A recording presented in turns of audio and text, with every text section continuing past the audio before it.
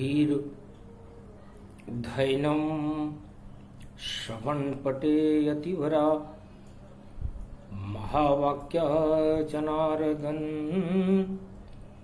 सच्चिदानंद त्वं शरणं ब्रजेश।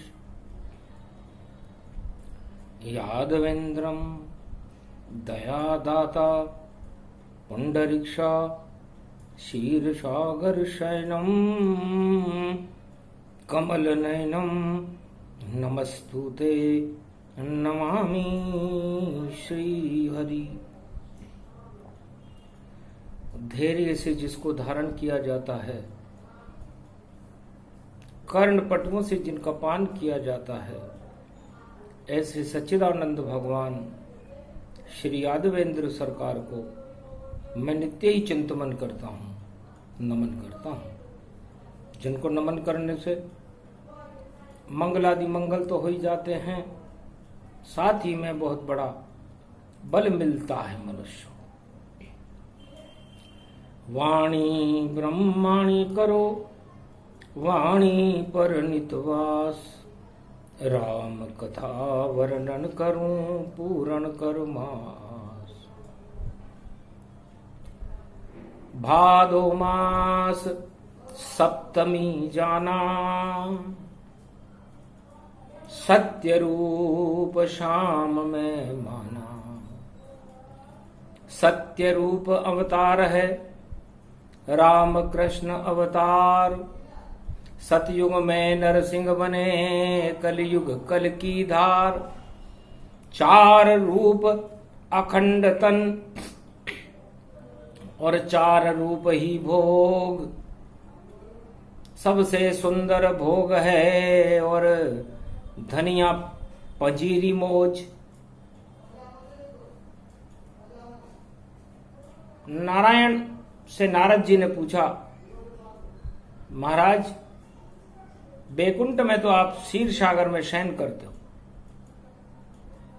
क्षीर आपका भोग है और भोग कोई ना आए, और नरसिंह अवतार सतयुग बने पर कोई भोग नहीं लिया जाए। वहां तो आपने कोई भोग लिया नहीं।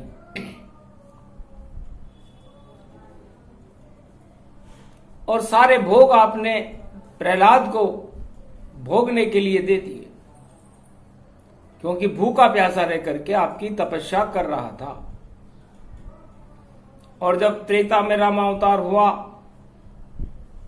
तब आपका जन्म ही खीर से हुआ, क्षीर सागर की शक्ति से हुआ, संगी ऋषि की कृपा से हुआ, गुरु वशिष्ठ के योग से हुआ, दशरथ और कौशल्या की तपस्या से हुआ।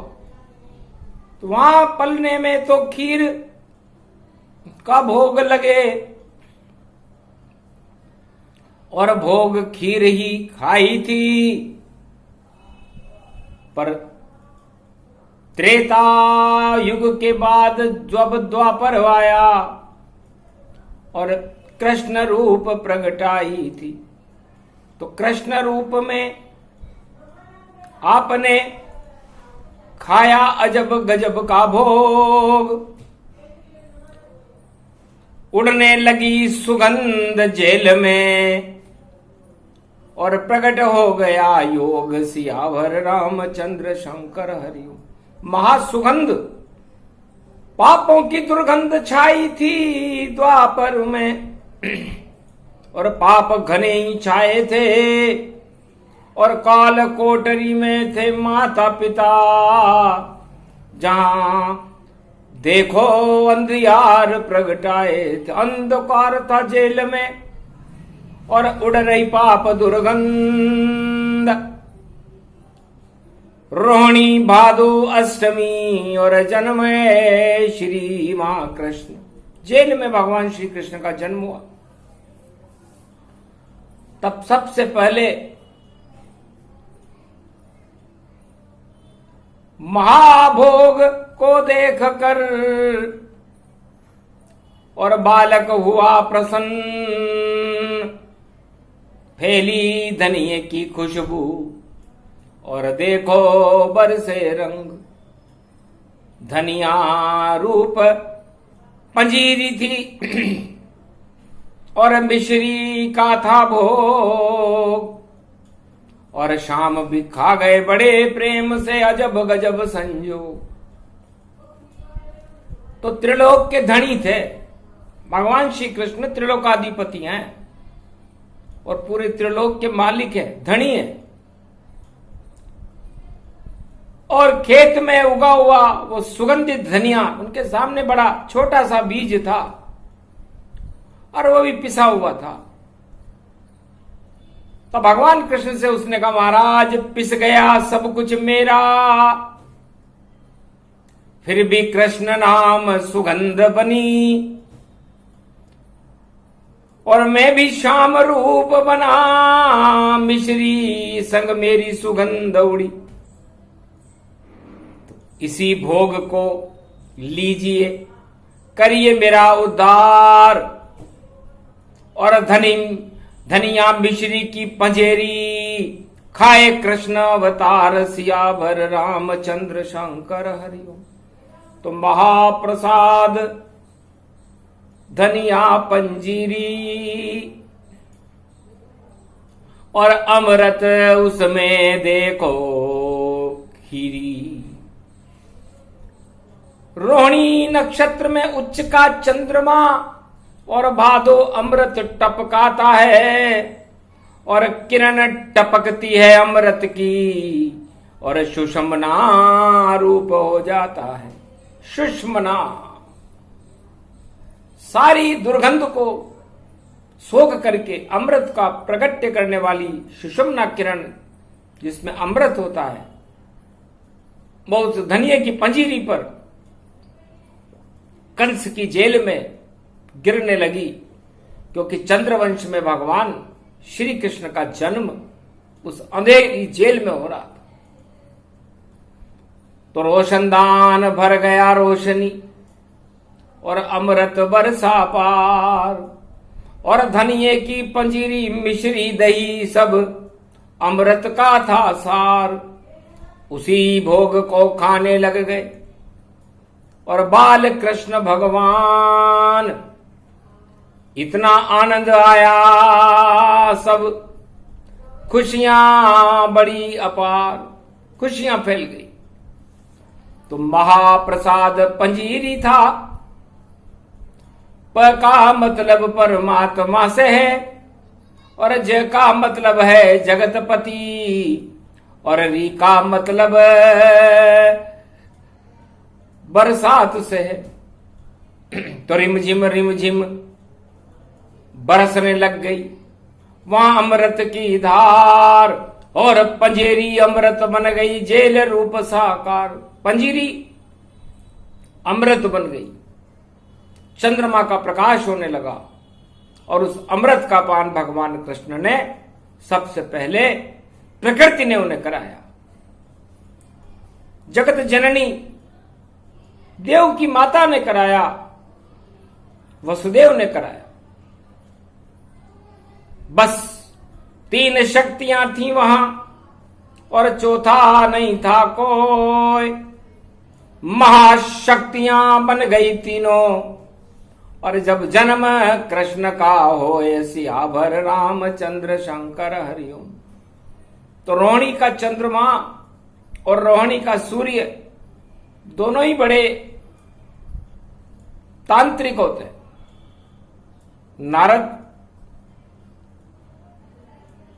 रोहिणी के सूर्य में जब रोहिणी तपती है तब सावन बरसता है, सारे रोग हट जाते हैं और हरियाली छा जाती है। यदि रोहिणी न तपे तो अन्न उत्पादन न हो। और भादो मास में रोहिणी के चंद्रमा में अमृत नहीं टपके तो संसार से रोग हट ही नहीं सकते। रोग ग्रस्त हो जाए सब, गर अमृत नहीं टपकाए शाम। और धनिये में ही घुलता है और दही संग व जान। धनिया सुगंध उसको जानो,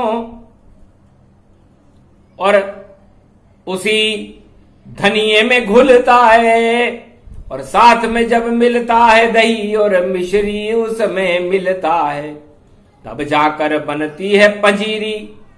और जो भी जन्माष्टमी खाते हैं सब रोग हटा देती है पंजीरी, भगवान उसे मिल जाते हैं। तो महाप्रसाद द्वापर में माना, धनिया पंजीरी और अमृत माना, धनिया दही मिश्री सहित हो ये पंजीरी तैयार।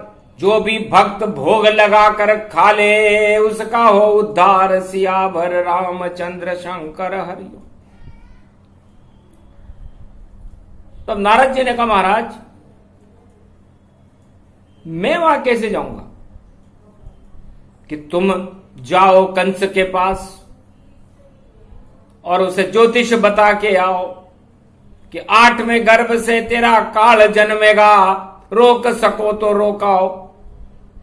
महाराज जी पहुंचे और कंस के दरबार में कंस से जाकर कहा, कंस अब तेरा हंसा उड़ने वाला है, तेरा काल इस काल कोठरी में जन्म लेने वाला है, और 8वें गर्भ से देवकी के तेरी मृत्यु होगी। तो आज 7वां गर्भ था और पहुंचा रोहिणी पास, उसी गर्भ में जन्मे देखो बड़े भाई थे बलराम। बलराम जी का जन्म हो गया, आज बलराम जी का जन्मदिन। वहां गर्भ दिखता नहीं, गायब हो गया पाए। रोहिणी माता बनी बलराम की कोई समझ नहीं पाए। और कृष्ण जन्म गए अष्टमी, रोहिणी भादो मास। पर वहां पर लड़की मिली कंस को और नहीं कृष्ण का आवास। जब नारद जी की बात सुनकर के और कृष्ण के जन्म को देखने के लिए भादो मास रोहिणी अष्टमी में जेल में आया, सुबह 9वीं हो रही थी, तो वहां पर एक बालिका को देखकर उसे बड़ा क्रोध आया कि झूठे नारद, झूठे ज्योतिष, झूठा उनका ज्ञान। अरे कोई मार नहीं सकता मुझको, कंस बड़ा बलवान। ये तो बालिका रूप है, नहीं है कोई बालक। उठा के पटका एक चट्टान पर और बिजली चमकी घालक, आसमान में बिजली चमकी और बोली, कंस काल तेरा जन्म आया और तेरी मृत्यु निकट अब आया। तेरी मृत्यु आएगी, बचा सके नहीं कोई। तेरा काल भादो अष्टमी में जन्म गया, अक्षर अक्षर सच होए। नारद जी जो बात कह के गए थे और तू अपने आप को बलवान मान रहा था, ऐसा होगा नहीं, क्योंकि तेरा काल जन्म गया। बहुत मन में भयभीत हुए। देखो कंस महाराज, मथुरा में छा गई उदासी। जहां कंस का राज, कंस के राज में उदासी छा गई। चोर पकड़े तो कैसे पकड़े, और कहां मिले वह बालक जो मेरा अब काल बनेगा, कहां ढूंढूं वह बालक। बालक पहुंच गया नंद ग्राम में। देखो नंद यशोदा पाए। अरे गोगा नवमी मनने लगी और कृष्ण पलने झुलाए। कृष्ण तो पालने में झूलने लगे। तो नारद, ये थी अद्भुत लीला। और कंस हो गया लालहू पीला, लाल पीला होने लगा कंस। अपने कई जेलर्स को हटा दिया, कई गुप्तचरों को बदल दिया। अपना आक्रोश मथुरा की प्रजा पर निकालने लगा, लेकिन हाथ बात सब निकल गई। और जन्म गया था काल। श्याम नाम था नंदलाल का और बालक दिव्य विशाल, बड़ा अद्भुत बालक था। तो जो भी जन्मे बालक, चाहे कलयुग जन्मे कोई, श्री कृष्ण की शक्ति उसमें उस दिन निश्चित होए। किसी भी युग में कोई बालक यदि कृष्ण जन्माष्टमी के साथ जन्मता है तो वो बालक कुल दीपक होता है और सारे संसार के अंदर जो रोग, महामारियां, दरिद्र, दुख फैल रहे होते हैं उनका नाश करने वाला होता है। तो हे नारद, मैंने बदला रूप मेरा, द्वापर में मैं भी जन्म गया और लीला चालू कर दी मैंने और मेरा मनवा मचल गया। पलने में ही मचल गए थे श्री कृष्ण भगवान और माता पिता हंसने लगे और नहीं था उनको ज्ञान कि यही त्रिलोकीनाथ है, यही कृष्ण भगवान। पूरे ब्रज में किसी को वहां नहीं था ज्ञान, सियावर रामचंद्र शंकर हरि।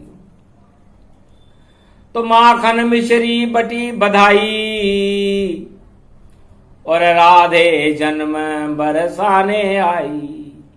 वृषभानु लली बरसाने की, जब जन्म रूप तन पायो है। वो ढूंढन लागी कान्हा को, कानो तो नजर नहीं आयो है। वह ढूंढ रही जमुना तट पर कानो नहीं दिखायो है। पागल हो गई वह देख उसे, जब शाम नजर उसे आयो है। सब जीवन सुध बुध भूल गई और शाम रंग में झूल गई। ऐसी खुशी राधे रानी को और नैनों में सब कुछ भूल गई। हर पल हर सांस सांस में शाम ही देत दिखाए। कुछ भी अच्छा नहीं लगे, शाम ही अच्छा पाए। शाम ही अच्छा लगने लगा। दूध दही को बेचने आती नंद के ग्राम, इसी बहाने शाम से और देखो करती मजाक। हंसी मजाक चलने लगी और शाम भी मटकी फोड़। राधे गोपुर ग्वाल को शाम कभी नहीं छोड़। दौड़ दौड़ कर सभी आए शाम के पास, रास रचावे शाम सब और नाच रहे गोप ग्वाल। सियावर रामचंद्र शंकर हरिओम। तो उस प्रसाद में भगवान कृष्ण को इतनी शक्ति मिली कि जितने भी जहर द्वापर में फैले हुए थे उन सारे जहर को हटाने का काम भगवान कृष्ण ने किया। तो सबसे पहले पूतना और दूध पिलाने आई। स्तर पर वह जहर का लेपन लही लगाई। सबसे पहले उसको पलने में मौत के घाट उतारा और फिर देखो बकासुर मारा गया जो बुगला था बेकारा। फिर मारिया कालिया नाग को जो काली दैतन पाए और मार दिया कंस को जो सम्राट का। सारे जहर उतार कर हंसे कृष्ण भगवान। गोप ग्वाल सब हंसने लगे। राधे संग श्रीमान। राधे और कृष्ण की जोड़ी ब्रज में अपना अनुभव, अपनी अनुपमता, अपनी छवि प्रकाशमान कर रही थी। सारे गोप ग्वाल तारे बने हुए थे, भगवान कृष्ण चंद्रमा बने हुए थे। राधे काली घटाओं की बिजली बनी हुई थी, बिजली की तरह वह चमकती थी। उसे देख नहीं कोई पाता था, जिसने राधा को जब देखा वह खुद ही शर्मा जाता था। इतना रूप लावण्य था। और बरसाने की नारी और बनी गुजरी, द्वापर में वह लली बन गई सारी। ब्रज लली रूपक बनी, शाम पर ही छा गई। बांसुरी ऐसी बजी कि राग शाम गा गई। तो शाम बजावे बांसुरी, रागनी राधा जान, प्रेम राग बजने लगी, नचे गोपुर ग्वाल। ब्रजवासी सारे नचे जब बजे बांसुरी प्रेम, ऐसी बांसुरी बजने लग गई। देखो कलयुग में, तो कलयुग में भगवान श्री कृष्ण ने सोचा कि बांसुरी मैंने बहुत बजाई, द्वापर में तो मैं प्रेममय था, त्रेता में मैं मर्यादा में था, और सतयुग में मैं शेर का स्वरूप बना हुआ था, और 21वीं शताब्दी में मैं कल्कि अवतार बन गया, और 21वीं सदी में मैं भारत में प्रवेश करने वाला हूं। तो वहां पर मेरा भोग क्या होगा? क्योंकि धनिया और पंजेरी तो सारे ही भोग उड़ा लेंगे। जब बुधवार की होगी रात, तब सब पंजेरी खा लेंगे। तो जो भी खाए पंजेरी, देखो दही के साथ मिश्री उसमें शाम है, और राधे दही समझात। तो राधा खट मीठा बने और पंजेरी प्रसाद, सारे दुख हट जाएंगे जो खाए अमृत प्रसाद। महाप्रसाद है। और पंजीरी किसे कहते हैं, इसका ज्ञान तत्व समझाते हैं। राधा कलयुग में न कोई श्याम है न कोई राधा है, ये पंच तत्वों का पिंजरा है। 5 अरब 50 करोड़ पिंजरे भोग विलास में व्यस्त हैं। हड्डियों के ढांचे लग रहे हैं, इनमें तो जान ही नहीं है, महामारियों ने इनको ढांक दिया है। अब इसके अंदर अमृत डाल करके इनकी भोग विलास की वृत्तियों को हटा करके उसमें जीवन पैदा करना कितना कठिन काम है। और यह हो तो कैसे हो, इसे करे तो कौन करे। तब नारद ने कहा, नारायण और आप ही सब कुछ कर देना। जब दुखी हो ये कलयुग में प्रजा, तो उसको सुख से भर देना। हंसने लगे श्री कृष्ण तब, जो नारायण का रूप।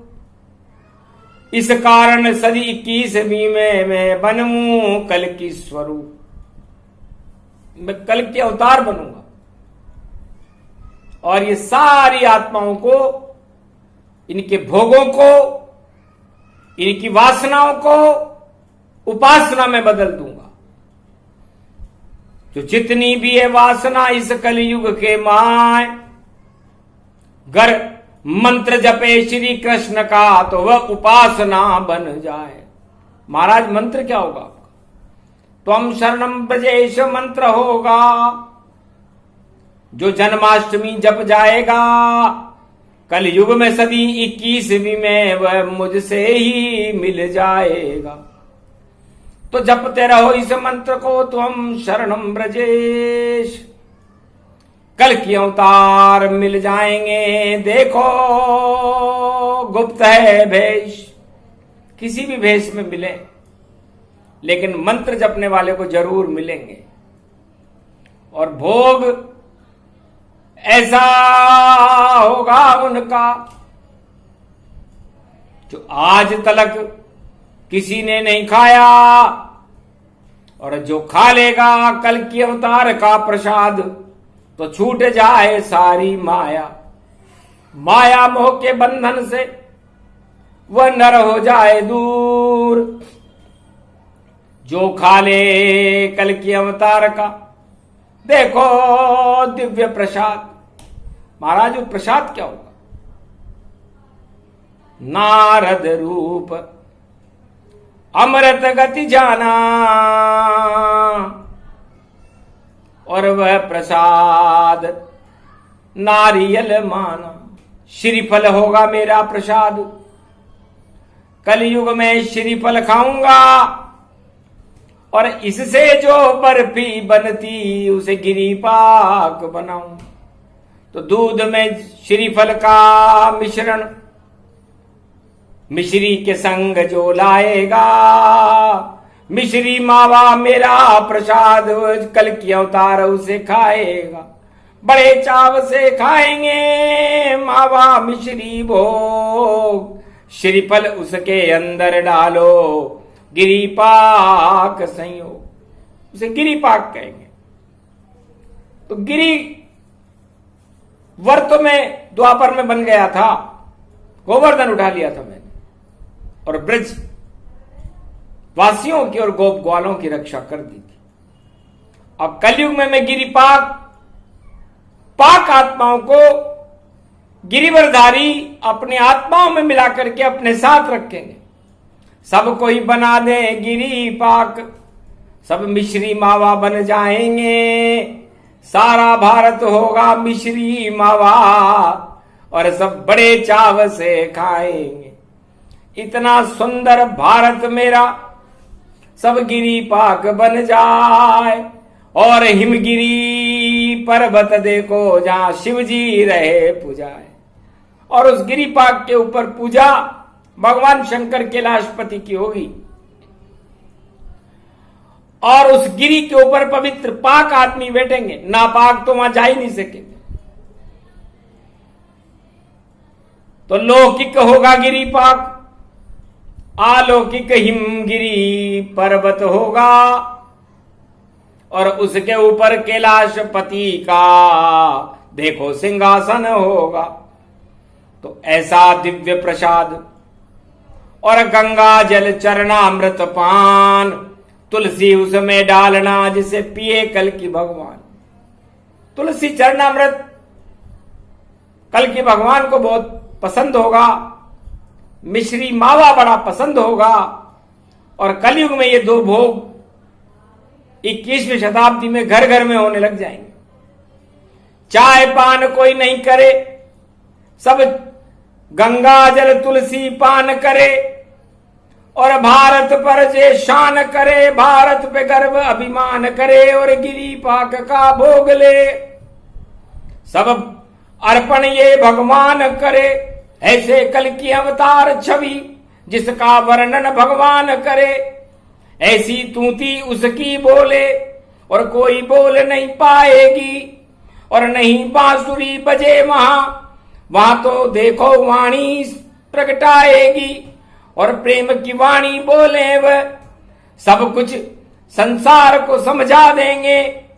और जो नहीं समझ पाए वाणी उसको भारत से भगा देंगे।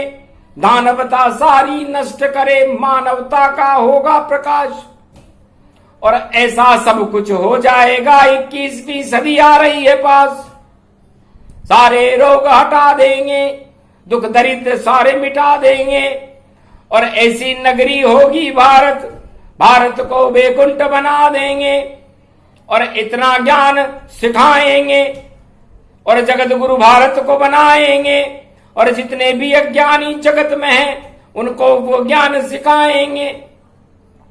तो ऐसी शक्ति कल की भगवान की, और ऐसा दिव्य प्रसाद, और भारत में वो आ गए देखो जन्म के पास।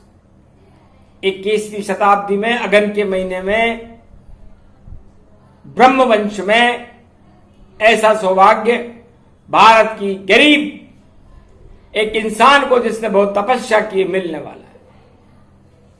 सौभाग्यशाली है कि भारत में अवतार जिनकी गोद में जन्म लेगा, जिस भारत देश में जन्म लेगा और अपना सारा प्रकाश और अपनी सारी शक्तियां भारत में बिखेर देगा कि क्यों सोते हो दुखों के बिछौने पर, मैं सुखों का गद्दा लाया हूं और नया वृंदावन होगा भारत का, मैं उसे बनाने आया हूं। अवध और ब्रजधाम बन गए, पूरा भारत ही बनाऊंगा और वैकुंठ बना दूंगा भारत, और मैं सबको उसमें नचाऊंगा। ऐसा नाच नचाए अवतार कल की, नहीं नाचा आज तक कोई, ऐसी शक्ति कल की अवतार की जो सदी की समी हो। सियावर रामचंद्र शंकर हरि। तो पर्वत पर्वत गिरि गिरि वर वर, और देखो ये ऊंचा कैलाश, और कल की अवतार वहां नाच रहे हैं शिव कैलाश। ब्रह्मा नचे विष्णु नचे, और देखो भारतवासी नाचे तमाम। ऐसी शक्ति कल की अवतार की, और देखो नाच नचावे जान। ऐसा भोग गिरिपाक बनेगा, और ऐसी गिरि को रहे खिलाए, अमृत उसमें अब टपकेगा, जगत गुरु भारत बन जाए। तो ऐसा है जन्माष्टमी, महापर्व गति पाए। बुधवार जन्माष्टमी, और धनी पंजीरी खाए। तो धनिया पंजीरी बड़ी महत्वपूर्ण है। अब कल भय प्रकट कृपाला ब्रजनंद लाला देवकी के हितकारी, ये प्रसंग कल श्री कृष्ण ब्रजधाम में सबको सुनाएंगे, और मंगलवार और बुधवार भारत में अमृत बरसाएंगे। इस कारण छोटा सा ही दिया आपको ज्ञान। जब तक जन्माष्टमी चले सुनते रहो कृष्ण भगवान ये प्रसंग जो भी सुने, और पंजीरी महारहस्य, और जितने भी दुख दरिद्र हैं और सब हट जाएं, और उज्जवल हो भारत का भविष्य। जय श्री कृष्ण।